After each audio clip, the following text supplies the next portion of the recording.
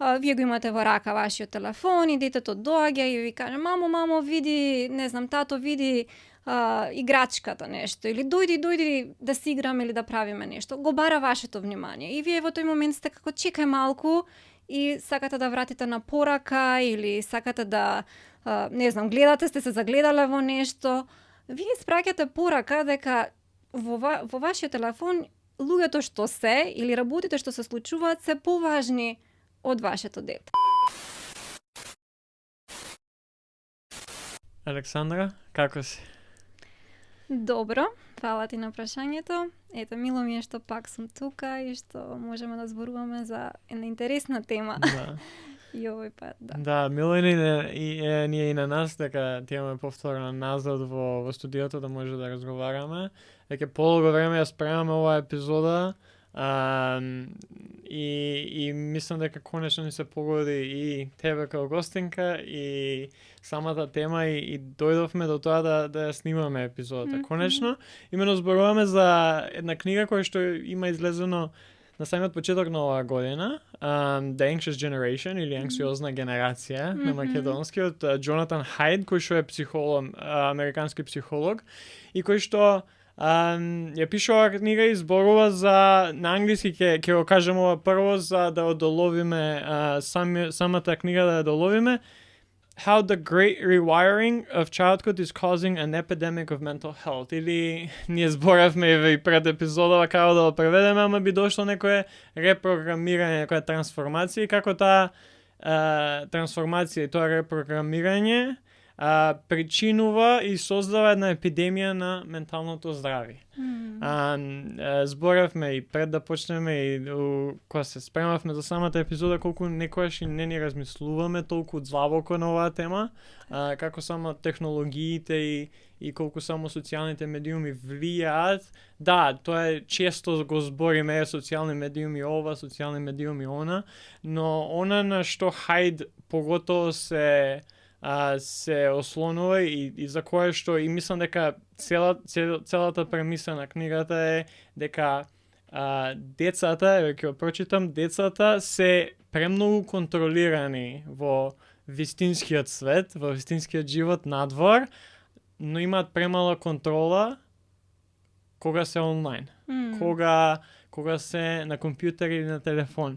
И со тоа би почнал, еве тебе, што мислиш за таа реченица, за тоа тврдење на Хајд?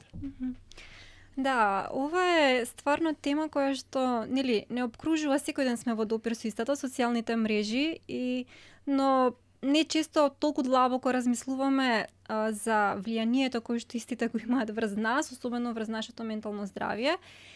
Особено врз децата кои што, како што знаеме, во оној развоен период, во периодот на адолесценција се навистина ранливи и кревки. И токму ова, тие генерации се и најмногу изложени на последиците од прекумерното користење на социјалните мрежи. И имаме еден, можеби, ако можам така да кажем, една сезона каде што често пати во мојата работа се среќавам со родители кои што се презаштитнички настроени кон своите деца, токму како што кажат и во реалниот свет, затоа што свесни сме за сите работи кои што се случуваат во светот и колку многу работи можат негативно да влијаат врз децата. Сакаме да имаме контролата врз тоа што им се случува, со кого се дружат, каде излегуваат, што прават, но кога станува збор за виртуелниот свет, за социјалните мрежи, таа контрола како дали не сме доволно свесни за влијанието или можеби едноставно ги користиме социјалните мрежи како алатка за децата да се зафатени со нешто додека ние завршуваме некоја друга обврска.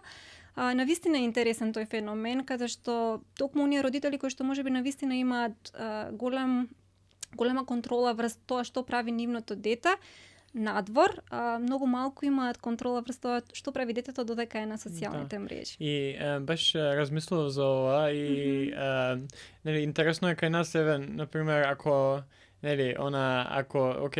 се тушираш и не оди надвор со мокра коса. Така, да. И ќе настинеш. Ама ако го споредиме, например, може да тврдам и мислам дека е така, едно TikTok видео, едно Instagram видео на Instagram е повеќе штетно од една настинка што може ние да добиеме. Веќе настинката ќе помине, ама она што еве ние како дете или како возрастни луѓе ќе го примиме како информација, како нешто што сме огледале, тоа никогаш не може да не огледам, да забравиме дека некоја сме огледали.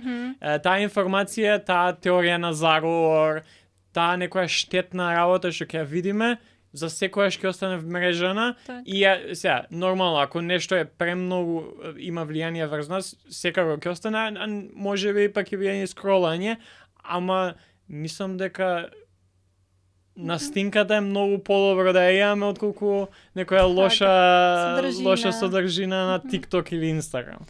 Интересното е што нели ќе зборуваме сигурно и за тоа, нели тоа бесконечно скролање на социјалните мрежи, или еве на Инстаграм отвараме Reels и гледаме едно по друго, трето видео се отвара.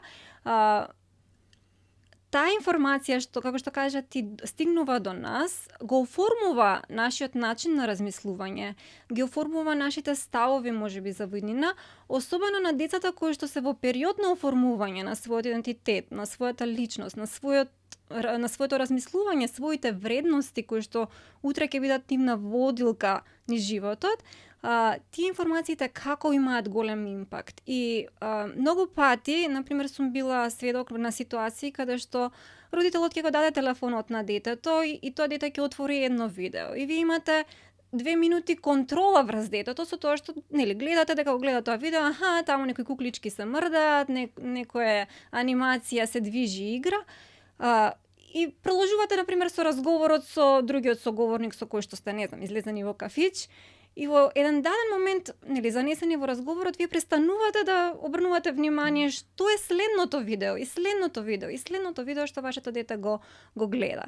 И тука е тој момент каде што се губи таа контрола и, нели, интернетот не е едно стаклено звоно, туку напротив е едно големо море од информации, каде што многу лесно детето може да заглави во содржина која што не е соодветна ниту за возраста, ниту пак содржина која што е, да речеме, квалитетна за менталното здравје. Така да тука е ризикот и последиците настануваат, нели, сега од едно видео каде што детето видело нешто што не е соодветно за возраста, нема да имаме трауми за цел живот, ама има и ситуации каде што, нели, некоја страшна содржина детето ќе гледа и потоа може да има проблем со сонот. Ама работата е што не е едно видео. Така не да. е она касета, VHS касета, ќе завршува епизодата и нема повеќе тоа, не можеш друга. Треба да земеш друга касета да ставиш тоа порано.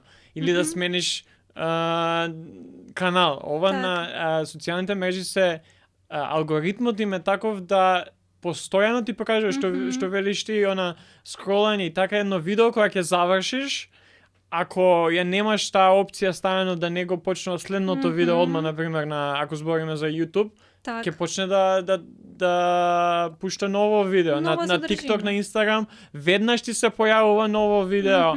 Не е никогаш, затоа ја кажав као едно видео е многу поштетно од една настинка, бидејќи никогаш не застанува со тоа. Настинката, окей, ќе доеш дома, ќе се напиеш, можеби има време траење. Време траење, тоа е. Сега, например, ако не внимаваме на нашето физичко здравје, тоа ќе стане полошо и ќе дое до нешто и полошо.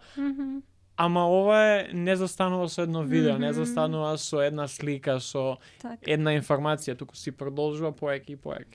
Да, тука е моментот на многу голема самоконтрола и дисциплина треба, нели, во користењето на социјалните мрежи, а тоа е нешто кое што не го поседуваат баш децата во таа возраст во која што се, ева, ако го земеме адолесцентниот период или предшколската возраст, тоа се работи кои што детето тек ги развива понатаму во неговиот личен развој и заради таа ранливост, нели, на личноста, децата како личности, го имаме оној момент каде што, нели, детето е изложено на содржина, немајки само контрола, тоа е нешто што го бомбардира постојано и влијае врз неговиот понатамошен развој. Да, бидејќи тие нема таа самоконтрола, тие ги нема развиено тие механизми, и механизми да застана, окей, ова доволно ми е, сега ќе одам и ќе си играм со топка или го нема тоа. И Хајди исто така вели во овој почетен дел на книгата дека двата најголеми фактори кои што не овозможуваат детство, кое што е го вели play-based childhood, значи детство со игра, се токму паметните телефони и fearful parenting и она уплашено родителство, за кое што смета дека едно дете за да се создаде во возрастна личност која што ќе биде здрава, му треба игра надвор во вистинскиот живот, а наместо во виртуелниот живот. Да, баш токму така. Мило ми е мене што можам да видам дека и на социјалните мрежи многу мои колеги сега и педагози, социјални работници се повеќе гласни на овие општествени теми кои што го засегаат општеството, но гледам дека ја потенцираат важноста од слободната игра на децата надвор, затоа што токму низ таа игра детето најлесно и најдобро учи вештините за животот. И токму тоа презаштитничко родителство некогаш гиускратува тие моменти да децата искусат и ризик, искусат дури конфликтни ситуации каде што ќе учат како да разрешуваат конфликт, ќе учат како да се носат со стресот, со ризикот. Тоа презаштитничко родителство оневозможува да децата го искусат тоа во секако во една контролирана средина, безбедна средина за утре кога ќе бидат возрастни личности да тоа можат да го прават самите. Така да многу е неопходна таа слободна игра.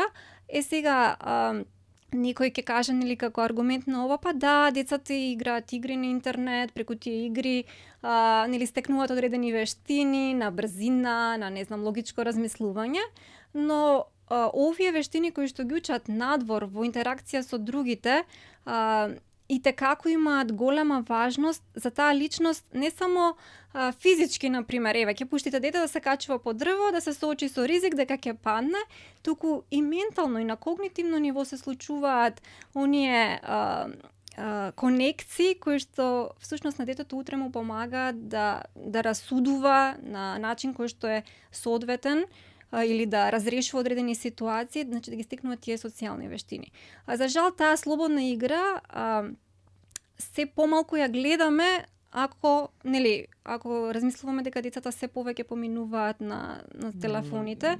И јас искрено и од мои лични примери во моето семејство можам да видам како внуци или деца на пријатели, ако ние никогаш сме, додека нашите родители разговарале и се дружеле, ние сме играле дали со играчки, дали во дворот и сме правеле некои физички активности, сега децата седат пред телевизорот, пред компјутерот или седат едно до друго, имаат време заедно, ама гледаат во телефонот, гледаат некој видео, играат некоја игра, и вниманието, фокусот им е одземено од она што е содржината, а не од она што они го креираат како содржина меѓу себе. Да, секогаш ми е интересно, поготово баш тоа што спомна ти, помали деца, дали ќе бидат братучеди или деца кои што се околу мене што ги гледам цело време, и сега излезени сигурни и сите се на нивните телефони, мора да играат наместо да зборат, наместо да земат топка да играат фудбал, они се на телефони, седнати сите околу една маса и играат игра иста или гледаат исто видео и си као ова е окей, као заедно се, тука се, безбедни се, ама колку само поубаво би било да излезат надвор, да шутираат топка, да паднат, да почнат да плачат, да станат, па пак да продолжат да играат, да бидат заедно и и физички да бидат активни, отколку пред еден телефон и само на тоа. И така И мислам дека дури аспектот што започнуваат да користат фрази кои што ги има во тие игри. Фрази кои што некојаш се и не се добри. Англискиот јазик им станува прв јазик. Ја бев добро, јас сум некој кој што секогаш некој им каже мисля дека си американец бидејќи кога зборувам англиски на пример немам акцент, ама тоа бидејќи бев во Америка цела година баш кога го учев јазикот. Так. А сега јас слушам деца од 9, 10, 11 години кои што перфектно зборат англиски, ти не можеш да познаеш од каде се. Бидејќи немаат никаков акцент, а тоа е од YouTube видеата што ги гледаат, од Мистер Бист, од еден, друг, трет, и они го земаат тоа и изборуваат како деца од Америка. Так. Да, многу деца во тој развоен период, нели, првите 3 години кога ги учат првите зборови, исто така се случува да, нели, заради цртаните филмови кои што исто така родителите ги пуштаат или песните кои што ги слушаат, прв јазик да им биде англискиот и потоа имаат потешкоти кога ќе треба да ги запишат на училиште затоа што децата, не знам, знаат да кажат зборот на англиски, ама не го знаат зборот на македонски, или утре кога ќе тргнат на школа да пишуваат, исто така им е проблем.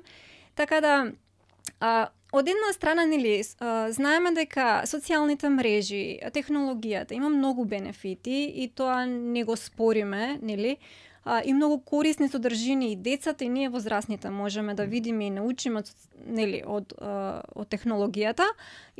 Но од друга страна, јас секогаш се навраќам на тоа дека се што е прекумерно и премногу дозволено, најверојатно во некој даден момент ќе почне да прави штета и тоа ни се случува, нели, немањето на контрола, немањето на граници,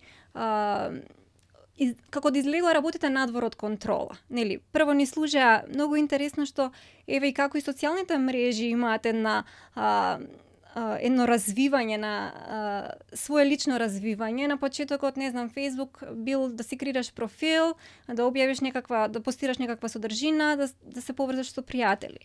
Сега Facebook, јас кога ги отворам Facebook, воопшто речиси не гледам што моите пријатели постираат. Значи секое второ е некоја реклама, некој продукт, производ, овој да не сакаш да го заследиш, тој да не сакаш да го заследиш. Види овој не ти е во пријатели, му е пријател на тој. Дали може би сакаш да ти биде пријател? И не ги гледаш твоите пријатели што постирале, што им се случува во животот, затоа што си преплавен со други информации. Така да некако баш работите почнаа да излегуваат надвор од контрола. Да, и затоа, например, и книгата и мислам дека е важен. Во Америка знам дека и станува на некој начин прерачник за родителство, и е важно четиво кое што започнува се повеќе и повеќе да зема замав и баш ми е мило што ние имаме можноста да ја обработиме истата. Ја би ја вклучил малце Сандра во разговорот, ако има нешто да каже од страна на родител, дали, например, нешто од ова што збориме, што мислиш ти за се тоа?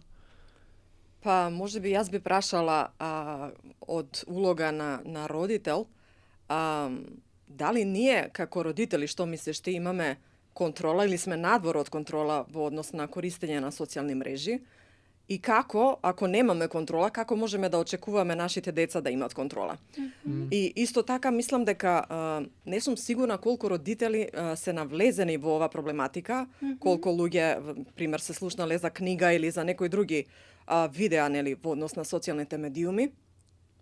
И дали, бидејќи им дозволуваат на деца многу рано да имаат телефон, многу рано да почнуваат со социјалните мрежи, и таа дозвола за да се регистрираш на одредена социјална мрежа е дозволена од родител, значи родители ги поттикнува деца да изложат за годините и без проблем да ги користат тие услуги и тие содржини. И мислам дека родители не смета дека тоа има лошо влијание или толку лошо влијание врз нивните деца.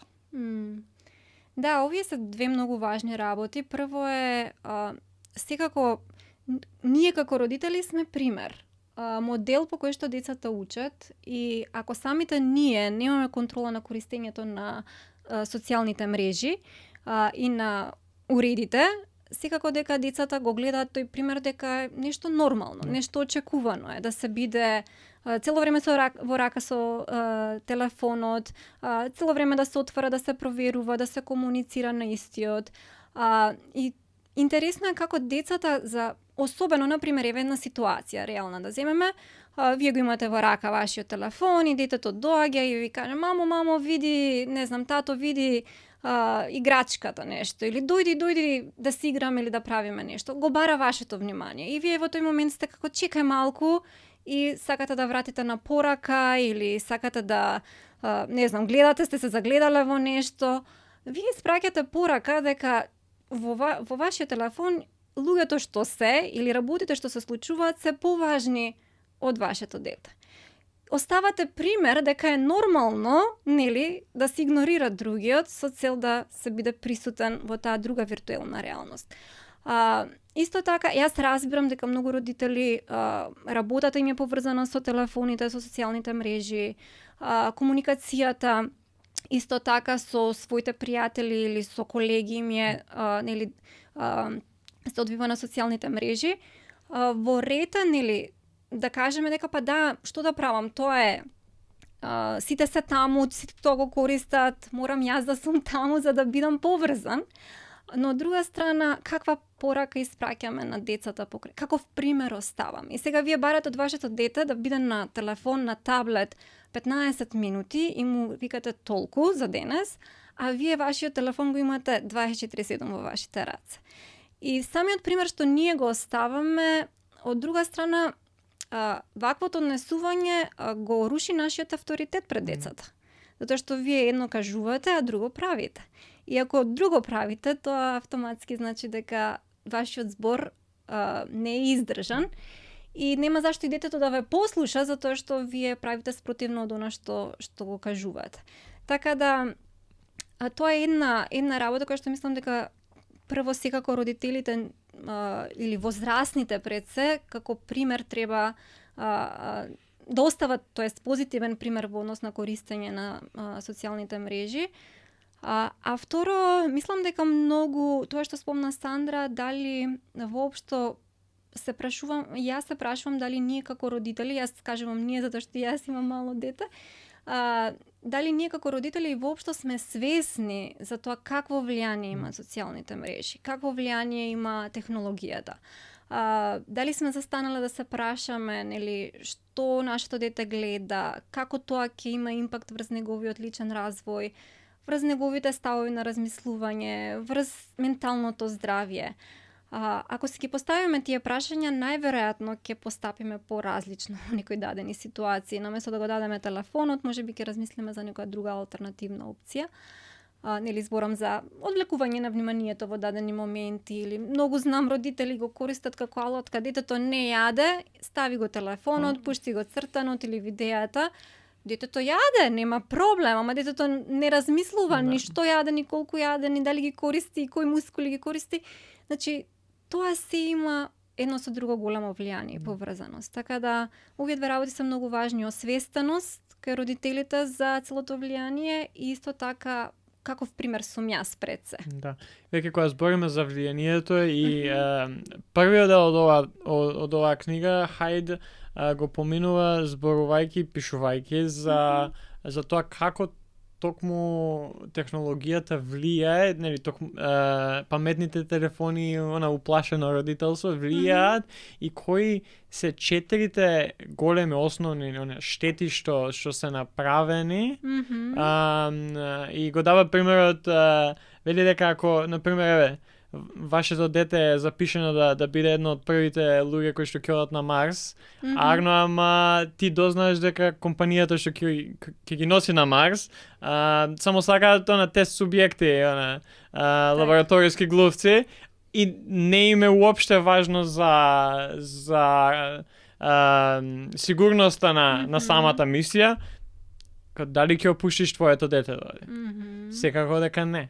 Така. И од тука тој збори дека од 2010 година и самиот за себе вели дека на почетокот на 90-тите години и тој бил еден од оние кои што биле позитивно гледале на тие технолошки поместувања, комуникацијски, нели, и со почетокот на имейл, па имаме Microsoft Windows, Apple, сите оние првите паметни компјутери, ама од 2010 година се прави голем шифт и на тоа и ти алудираше пред некое време, кај што сосема се менува цел лендскейп на социјалните медиуми.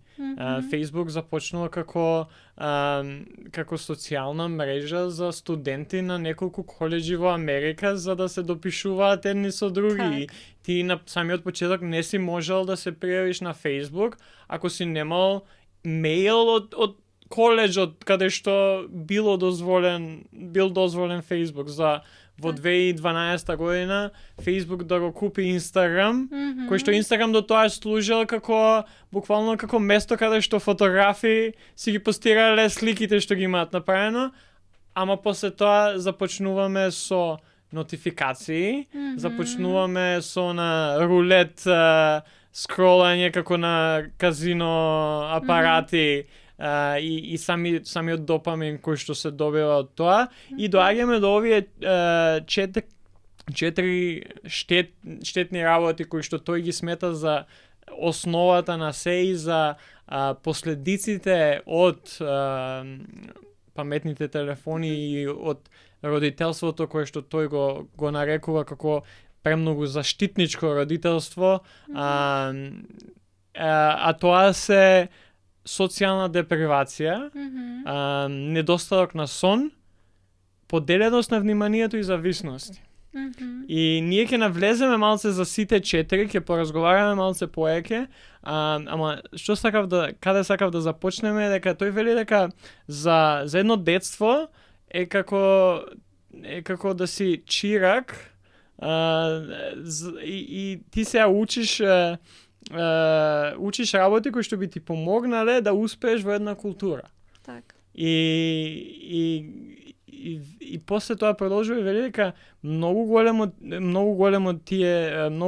број од тие работи децата моментално ги учат од нивните телефони, а не од реалноста во која што живеат.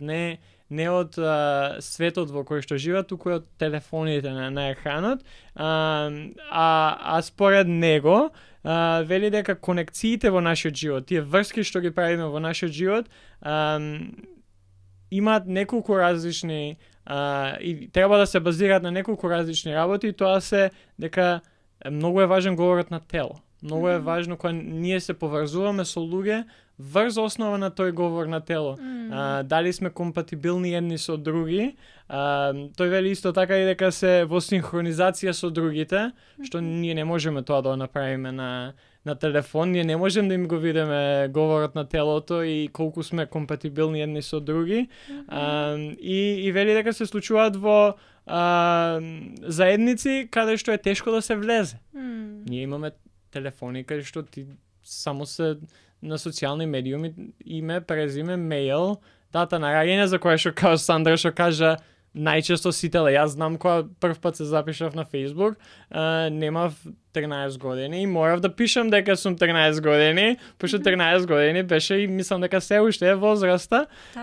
Така што многу е лесно да се влезе таму. И четврта работа врз која што Хајд смета дека нашите врски и конекции се треба да бидат создадени за да имаме здрави врски и здрав начин на живот, е тоа дека тие се случуваат во секвенци и со мал број на индивидуи, не со многу луѓе.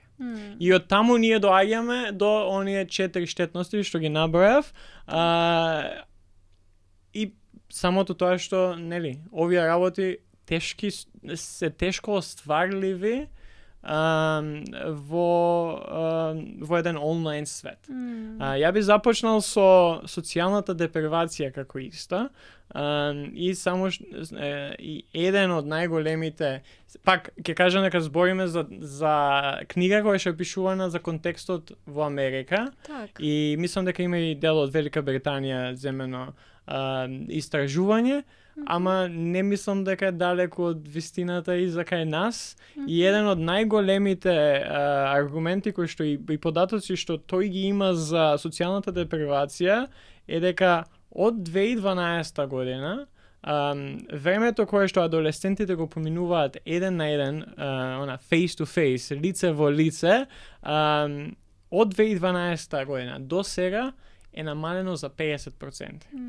И сега зборавме пред ова, ковидот не е причината ради тоа. Ова започна 2012 година со социјалните медиуми, со новиот начин на користење на нашите паметни телефони, и ако гледаме за кај адолесцентите, за време на ковид и пред време на ковид и после ковидот, падот е ист и продолжува.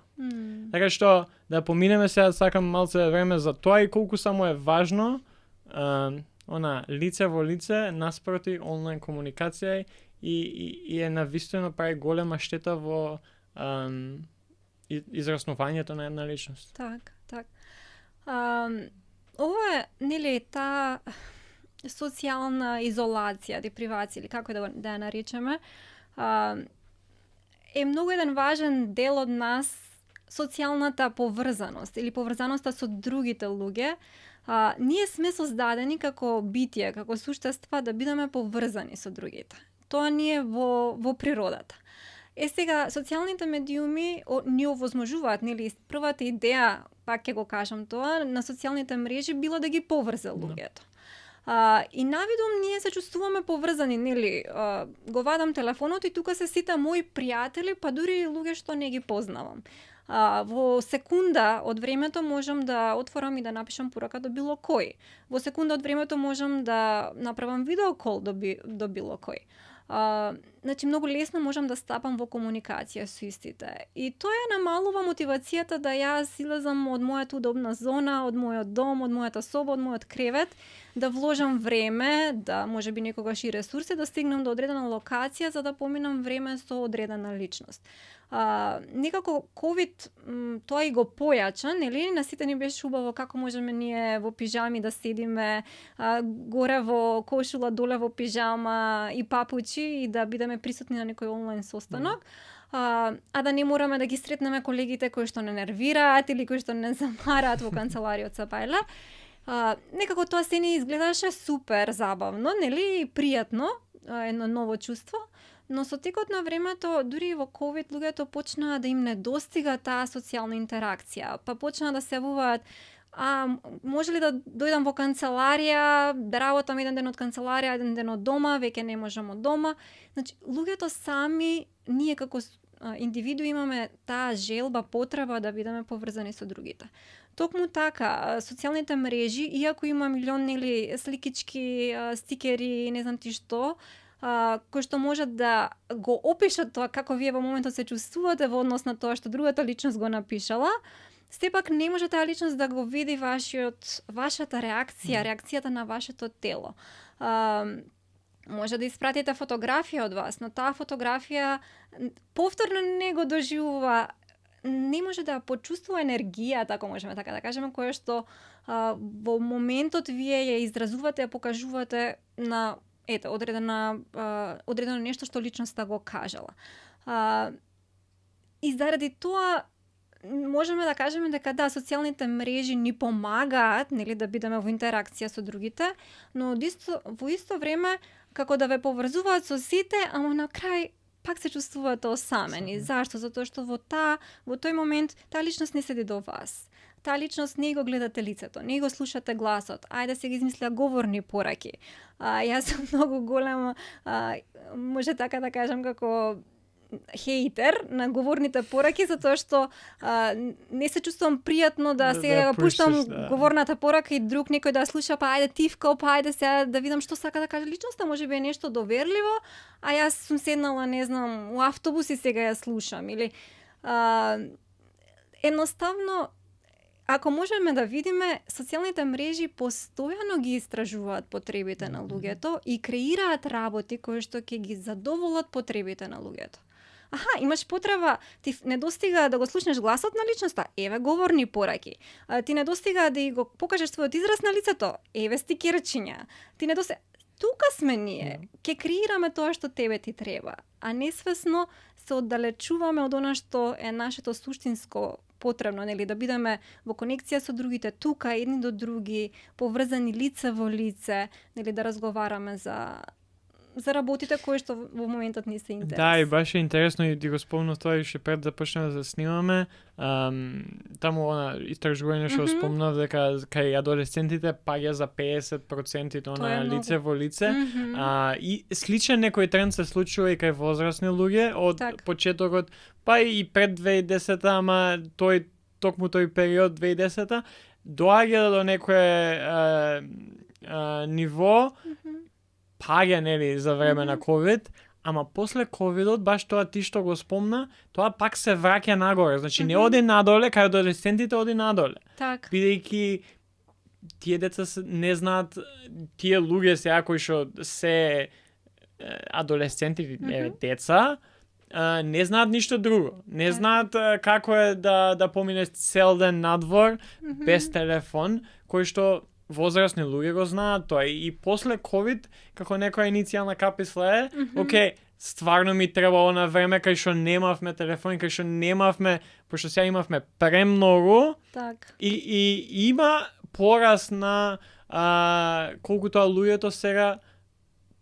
повеќе и повеќе сакаат лице во лице, сакаат еден на еден, сакаат во група, заедно во in person, не ми текна сега македонскиот збор, ама интересното тоа што се појавува таа желба да бидеме заедно, да бидеме надвор сите заедно. И тоа ми беше еден од најинтересните работи кои што спремајќи се за книга и читајќи ја книгава, сум кажал, окей, да, значи многу е важно какви навики и какво детство имаме. Бидејќи ако сум имал детство каде што сум го поминал најчесто надвор, ковидот ме тера да се вратам на тоа детство.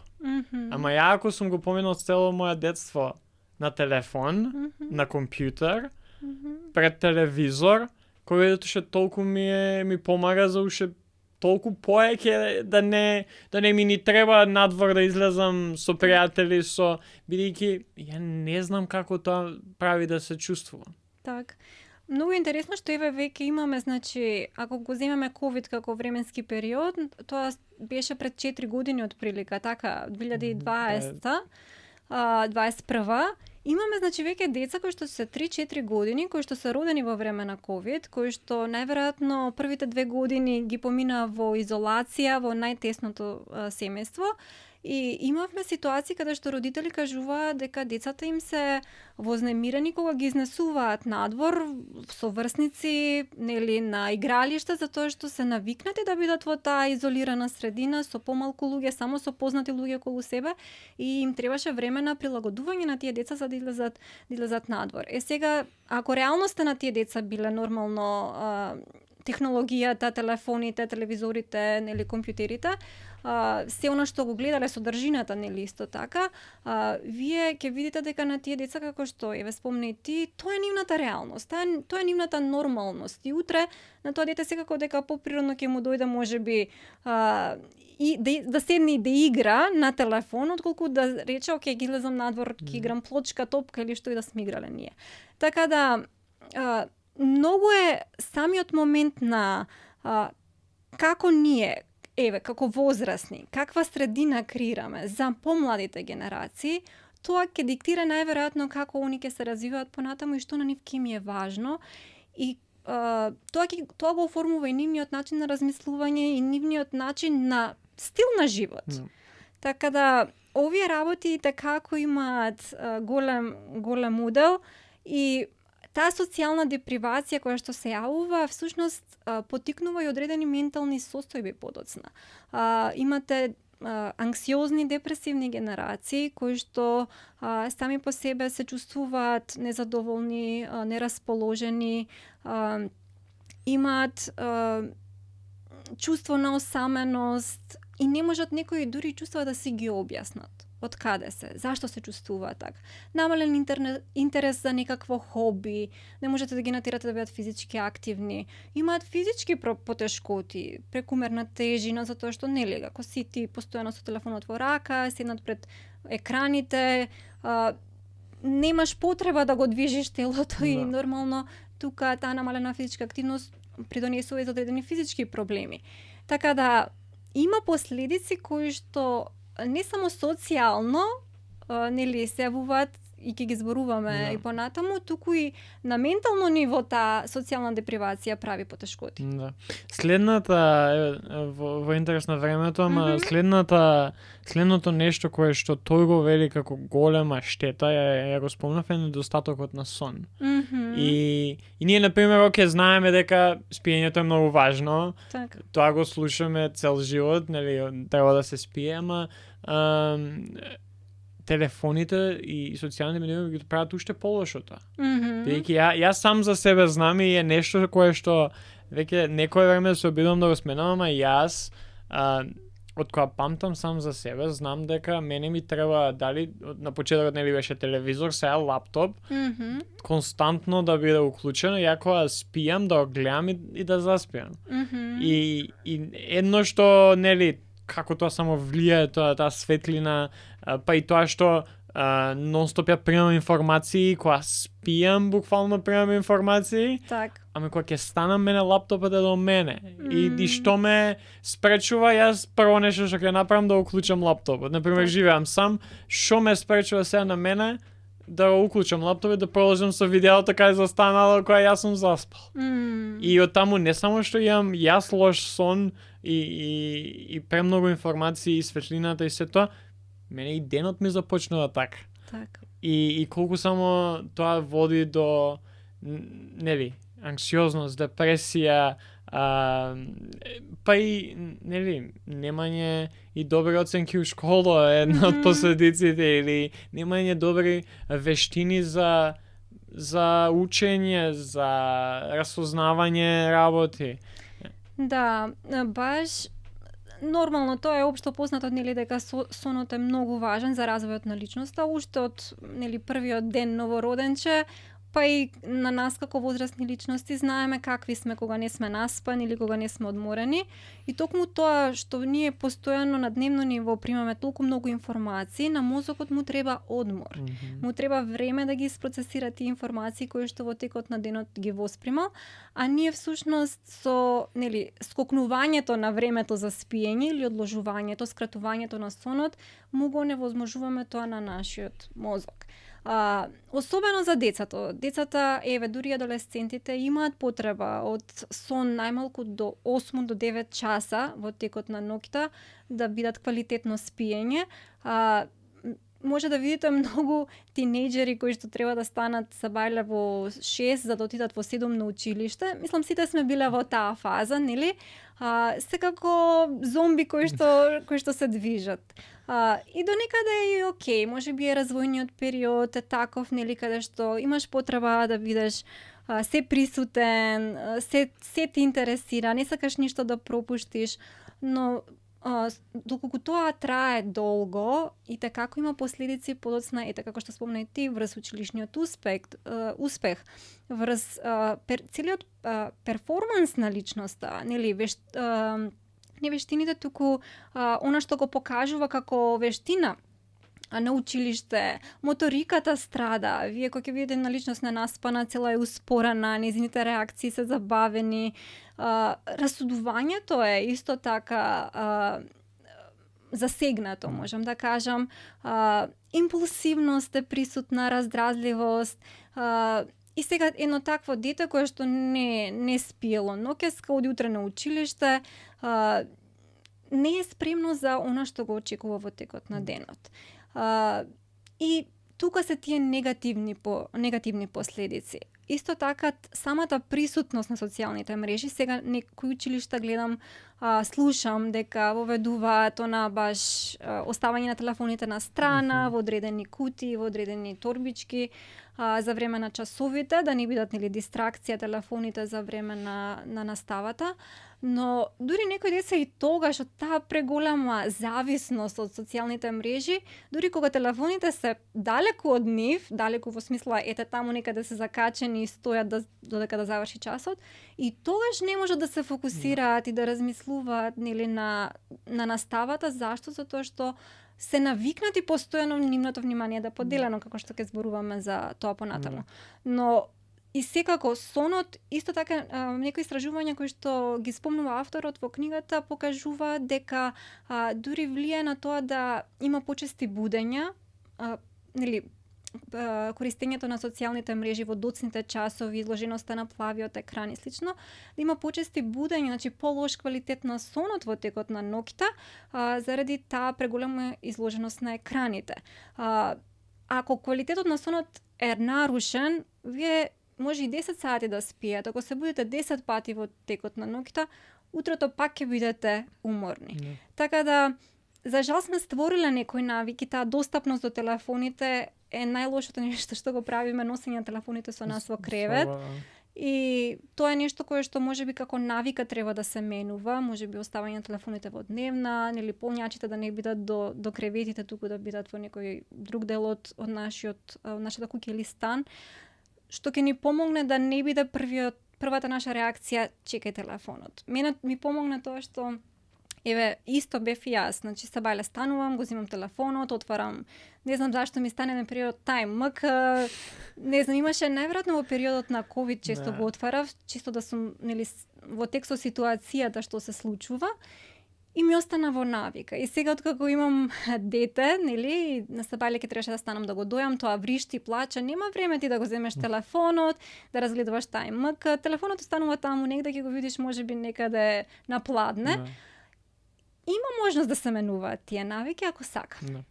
Да, и многу е тешко да се сменат навиките кога, знаеш, еден родител може на своето дете да биде окей, нема да користиш телефонот од 9 навечер до 9 од сабајле или кога идеш у школа од сабајле, например. Пошто нели добро е да земеш телефон со тебе за на школа, заради не дај Боже нешто ако се случи. Комуникација, например, ако збориме за деца кои што се во таа неко основно или средно училиште.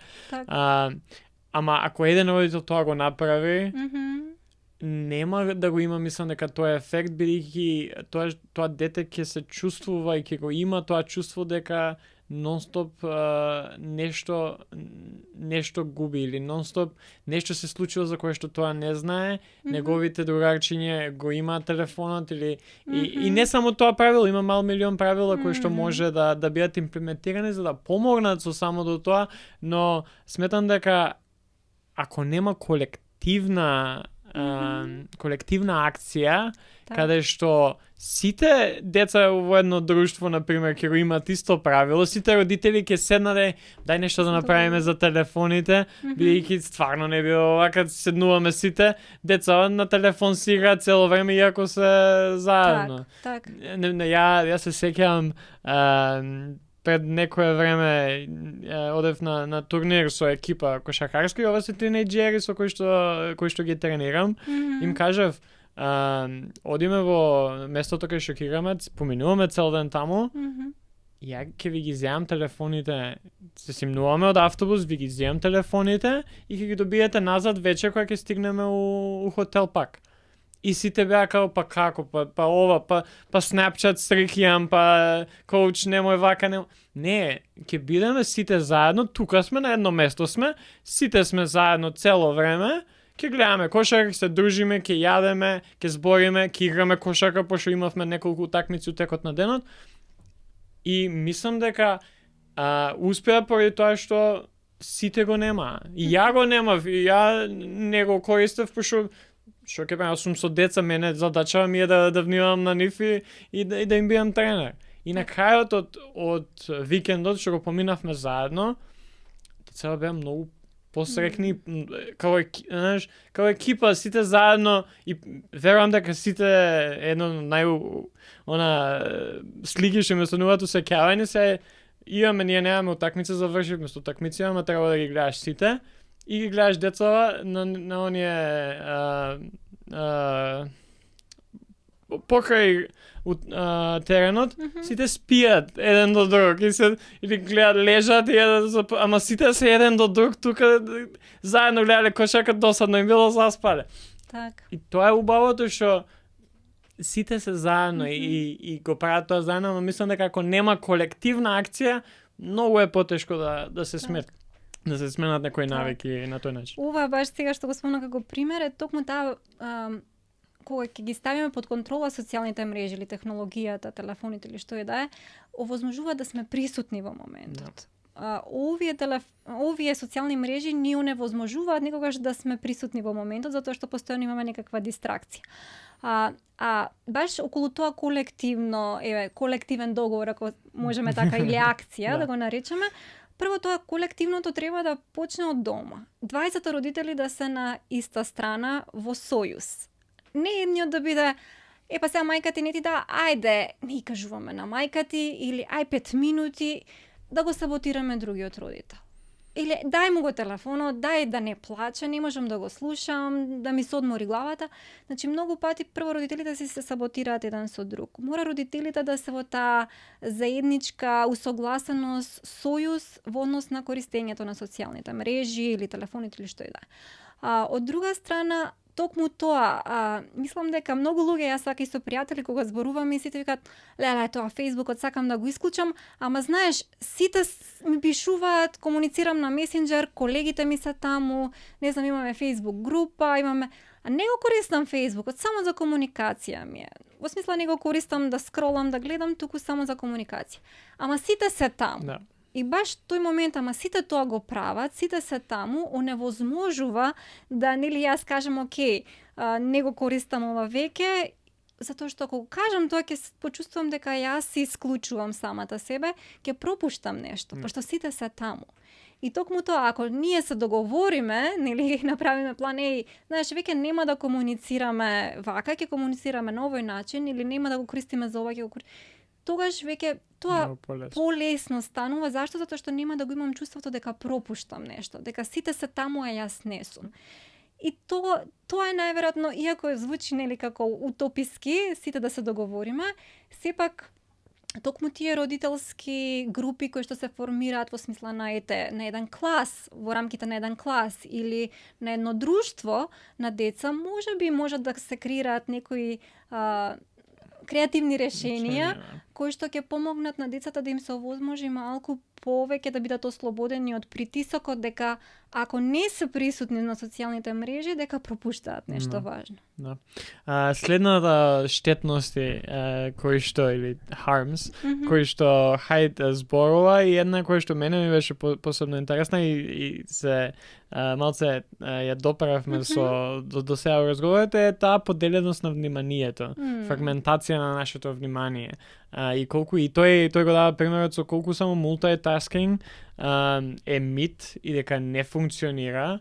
И имам прочитано и голем број на други студии кои што тоа го потврдуваат, и тој вели во книгата и во разговори кои што ги има дадено и за книгата, вели дека кога работиме две работи, ние за 50% полошо ги работиме и двете работи, ако ги работиме во исто време. Так. И мултитаскингот не функционира.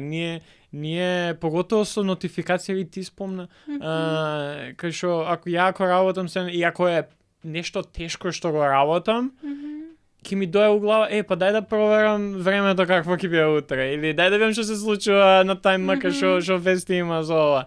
Бидејќи ја работиме некоја тешка работа што малце ни представува некој предизвик, и ајде сега ти текнуваат, дали ова, дали она. Бегство од И реалност. ти уствари не си даваш сам на себе можност да работиш низ тој предизвик, да го нападнеш, се вика, да најдеш решение, туку имаш лесен изговор. Па дај да видам на телефон што има, дали ќе му се јавам на ова, или ќе напишам ова, или и колку само мултитаскингот не функционира и е штетен за нас као луѓе, за децата, како некој личности кои што се во изградба, не се они завршена градба. Ние никогаш не сме завршена градба, ама ние барем возрастни имаме и сме поминали низ некои работи, да може некој повеќе, некој помалце, ама да може веќе да, ако ништо друго, да сме свесни за овие работи. Одма додека кога го спомна зборот мултитаскинг ми текнува одма на ситуација од реалниот живот. Јас секогаш си кажувам дека не сум личност која што е мултитаскинг. Значи јас ако зборувам на телефон со некој, ако ми зборуваш во исто време, не те перцепирам. И сопругот често пати ми се лути како ама нели ме слушаш што ти кажав, нели за да пренесеш на телефон? Не те слушам. Се фокусирам на она што го правам во моментот.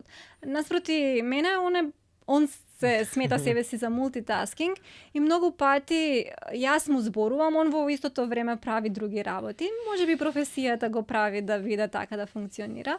Колку ефективно го прави тоа не знам, не сум го тестирала, ама секогаш нели да те слушам како зборувај ти.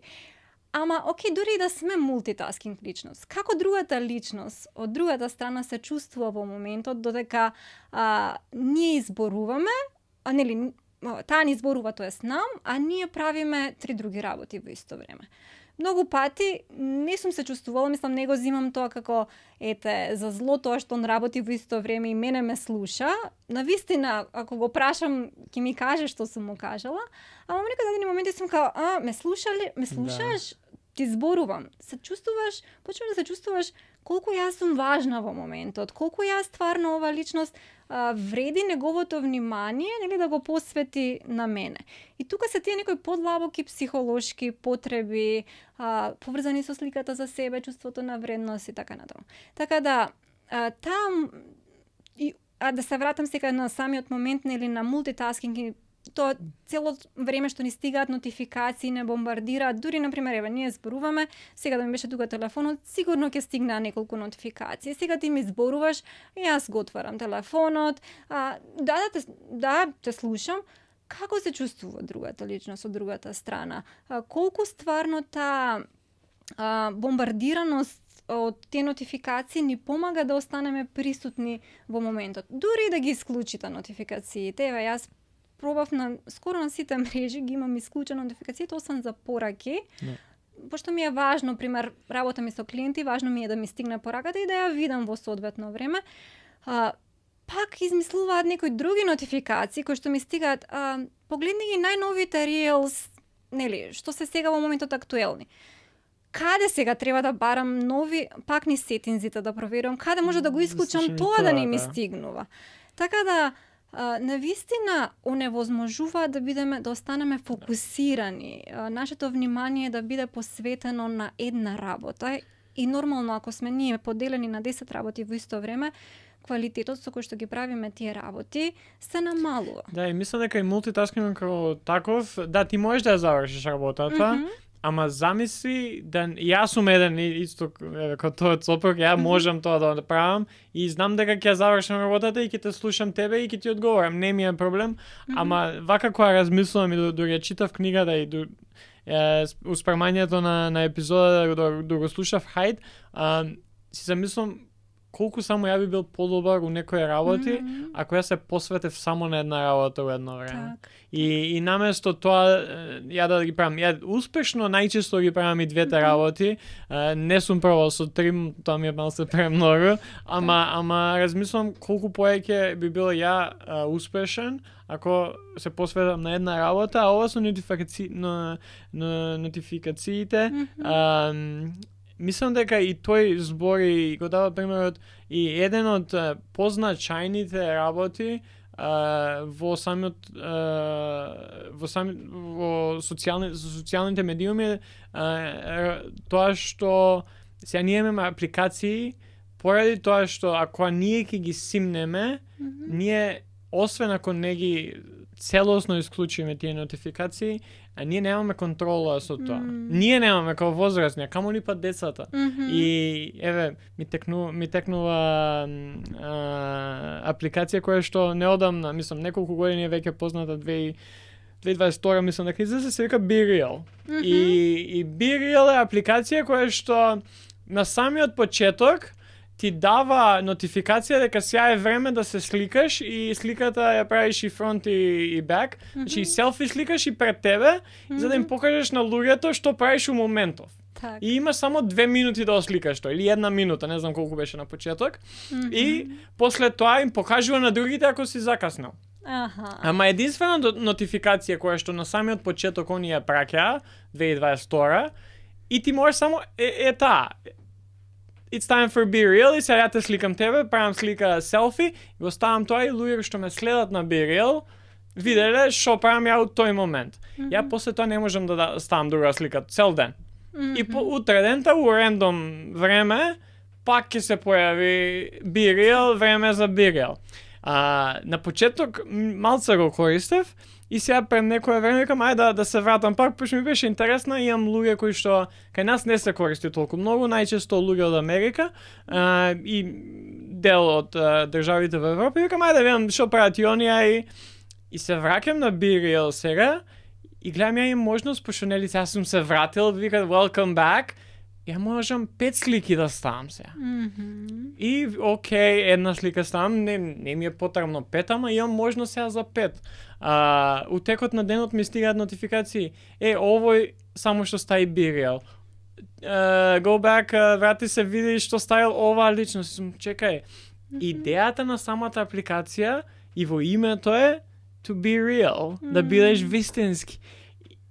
2 години од основањето или 3, не знам, сега не ме фаќате за збор, целосно се има променето, бидејќи можеби таа првична идеја, првична работа со која што они имале и за цел да направат, не е она counterintuitive, не е со тек на времето, бидејќи нели сега сите сакаат повеќе на инстант, а она беше баш да бидеш реал. И сега си кажа, па чекај, не можеш да бидеш вистински to be real цело време, бидејќи и една апликација како таква ги менува начините за повеќе нотификации, за повеќе време да поминуваш на апликацијата. Поголем профит. И поголем профит на крај на денот, бидејќи имаш реклами. Так, да.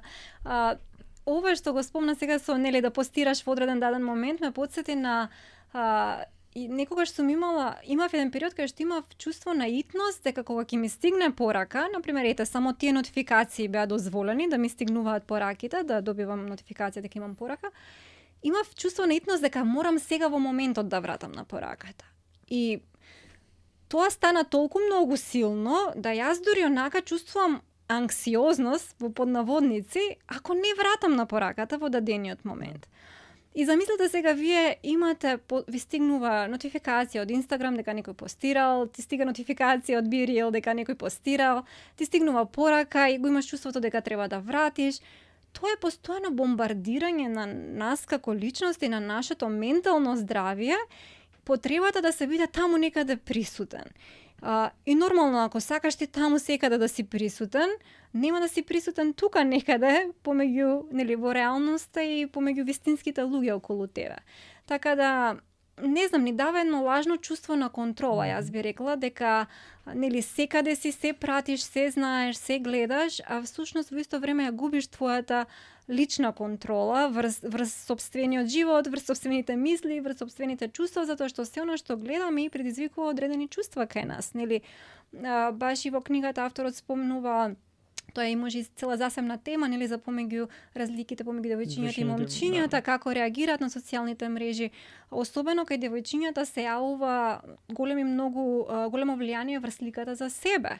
И таа потреба да се прикажам во одредено светло, ако сум постирала една на таа апликација, нели, be real, би постирала една слика во моментот и одеднаш ми дава 5 пати опција да постирам, јас ќе можам да планирам што да постирам веќе. Не да постирам што е во моментот, ситуација, па ќе биде смешно, ќе биде интересно. Не, јас сега веќе почнувам да планирам што ќе постирам. Зашто? Затоа што тој фидбек што ќе го добијам, креира одредени чувства, создава некои чувства во мене на задоволство, што потоцна ја градат мојата слика за себе и јас станувам зависна од реакцијата на другите или од она што ги предизвикува тие позитивни, пријатни чувства, за да се чувствувам добро. И тоа е баш оној модел на награда што многу пати во зависностите нели се представува, каде што ние допаминот е невротрансмитер кој ги носи чувствата на задоволство или на болка. И кога ние еднаш ќе го искусиме задоволството, таа награда, тоа позитивно чувство од тоа што сме го направиле, ние сакаме повторно да го направиме тоа. А ако ти ја постираш таа слика и тебе 5 пријатели ти ја лајкнат и некој дури ти пише коментари, ти каже: Георги, браво, не знаев дека ја снимаш подкаст, или ти се чувствуваш супер, вау, утре ќе постирам уште една слика. Зашто? Затоа што таа реакција направи јас да се чувствувам добро, а кој не сака да се чувствува пријатно? Нема, и тоа е зависност и е последната штетност што тоа има како нешто, и буквално го збори тоа колку само допаминот е допаминот кој што го добиваме од социјалните медии, од нашите телефони е налик на слот машините во казино или во облажувалница, и секогаш се во потрага по последниот хит. Последната седмица која што ќе ни се појави на машината, и е многу експлоитивна од страна на социјалните медиуми, на компаниите, и влијае. Да, супер сме ние у моментот кога ќе добиеме тој хит на допамин, а она на долг рок е многу штетно по нашето здравје, како ментално, така и физичко доаѓа, пошто ние го правиме она што мислиме дека треба, намалуваме килажа бидејќи ќе добиеме допамина кога постираме таа слика и изгледаме по-слабо или посилно, па ќе претераме со вежбање, па има милион работи кои што може да се случат, а кои што се во голема мера причини, тоест последици од прекумерното користење на паметните телефони. Да, баш за мене, додека размислував на темата и малку ја истражував и книгата, беше најосвестувачки тој дел во однос на тоа како всушност социјалните мрежи делуваат како еден вид на зависност. Се уште го немаме тоа во оние официјални, како диагноза во психологијата или психијатријата, дека социјалните мрежи предизвикуваат зависност или еден таков тип на зависност, но иако се уште го нема како такво нешто, како дефиниција, не значи дека не е присутно како форма. Така да, она што е многу, за мене беше освестувачки тој момент како всушност, и тоа го знам и од предходно, не дека не сум го знаела, како всушност компаниите кои што ги креираат социјалните мрежи и апликациите, они многу добро и тактички размислуваат, не тргнуваат туку така, досадно ние ќе креираме нека апликација, ни дојде идеја, да ги го правиме ова. Не, они прават истражување врз база на сите тие психолошки моменти, потреби на личноста, со цел да креираат нешто што ќе ги задоволи тие потреби. Не е случајно сите оние унапред додавања, нови опции што ги додаваат на самите апликации се добро стратешки осмислени каде ќе водат понатаму и личноста и апликацијата во низиниот развој. Така да баш она што го споредуваме како зависностите од коцкање или обложување, ја правим паралелата кога ја правиме со социјалните мрежи, е моментот што баш функционира на оној систем на наградување. И како што го спомна и ти тоа со допаминот, и јас како што спомнав во однос на какви чувства предизвикува тоа што го правиме како акција, со текот на времето веќе не ни треба нас нотификација која што ќе ни биде тригер да отвориме Инстаграм, да видиме кој ни лајкувал, па тој лајк да предизвика одредени чувства кај нас или коментар, кој што некогаш тој коментар е во вид, да речеме, еден вид на награда за тоа што сме го направиле, добра фотографија сме постирале. Некогаш, ако сте особено јавна личност, некогаш и коментарите не се баш пријатна награда. Може да бидат и болна награда. И потоа вие немате ни потреба, сакам да кажам, да биде тоа некоја надворешна нотификација која што ќе ве мотивира да отворите, да проверите коментарите. Веќе станува потреба, чувство, кое што е интернализирано, да јас, чекај, постирав слика преска. Чекај да видам дали некој ми искоментирал. Не ми стигна нотификација, овој ти искоментирал, провери ја сликата. Не, јас почнувам да размислувам.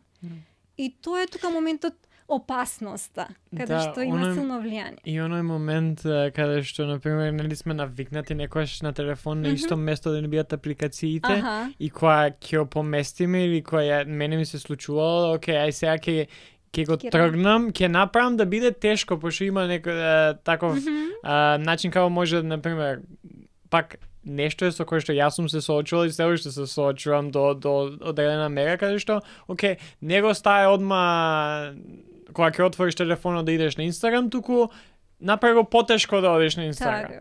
Така. И се фаќаш сами од себе да одма инстинктивно идеш таму и отвараш друга апликација. Пошто сега на тоа место кај што било Инстаграм, сега е друга апликација, ама ја толку брзо го правам тоа да не ни приметувам дека е друга апликација кога го отварам тоа.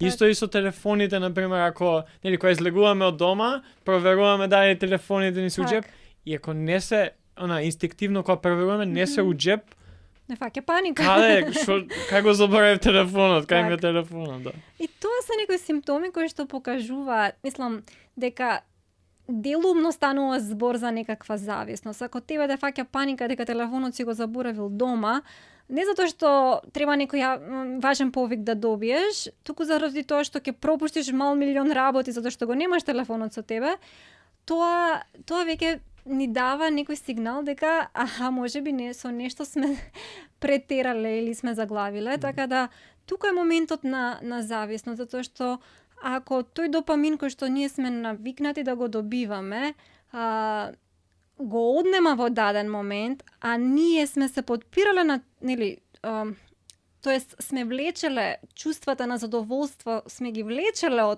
од тоа, тогаш кога ќе отсусуваат тие нешта кои што ги предизвикувале тие чувства, ние сме во криза, доживуваме ни непријатни чувства. Така да тука е тој линк со зависноста, или налик на другите зависности кои што ги имаме и се присутни. Да, пред да завршиме, нели, ова е само првиот дел од книгата, каде што тој навлегува и мислам дека убаво ги склопува причините, реалната ситуација, подкрепена со аргументи, а вториот дел од книгата се работи кои што според него треба да се направат, што од страна на индивидуа, што од страна на колектив, за да се направи уште едно репрограмирање, да се врати назад, да се вратиме назад за да излеземе од ова епидемија, како што тој ја наречува на менталното здравје.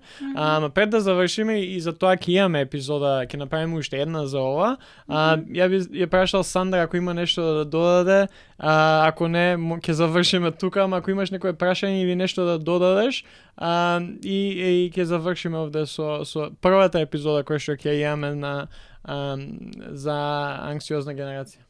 Јас едва чекам вториот дел, бидејќи се надевам дека сепак ние како родители може нешто да направиме и треба да направиме за да генерација на нашите деца не биде таа анксиозна генерација за која што зборува авторот.